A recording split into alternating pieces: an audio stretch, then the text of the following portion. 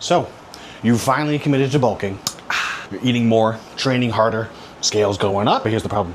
There's always a problem. You're getting a little soft, a little too quick. But Coach Brando, I want to get this bulk done quick. Neat. Now grow up. Let me tell you a story. When I was a kid, my great-grandmother used to make these big-ass meatballs, like the size of my little kid head. She'd say, I've got to get my hair. She really had that babushka look too, you know? Brandon, you wanted the meatballs. And I'd say, yeah. And she'd say, show me how big. And I'd just show her with my hands, like, oh, okay, this. And she'd laugh and she'd say, okay, well, that's gonna take a little bit longer because big meatballs take big time. They take longer to roll, longer to cook. You can't just toss it in the pan and rush it along, because if you do, they fall apart or they come out raw in the middle. Garbage, and grandma's disappointed. And the thing is, it's the same with your muscle. You want the big gains, you want some big ass meatballs, the biggest in the gym? Well, they don't come fast. Muscle grows at like a fraction of a pound per week, maybe a quarter pound per week. If you're doing everything right, you're checking all the boxes. So when you're gaining 1 to 2 pounds per week, you're not building more meat. You're just kind of stuffing yourself with filler, which sounds kind of dirty, but you're the one doing it, you sicko. Let's break it down. Let's say you choose to bulk slowly. After 4 weeks of slow bulking, you're looking at about 1 to 2 pounds of total body weight gain. This is gonna work out to about 0.5 to 1 pound of muscle and 0.5 to 1 pound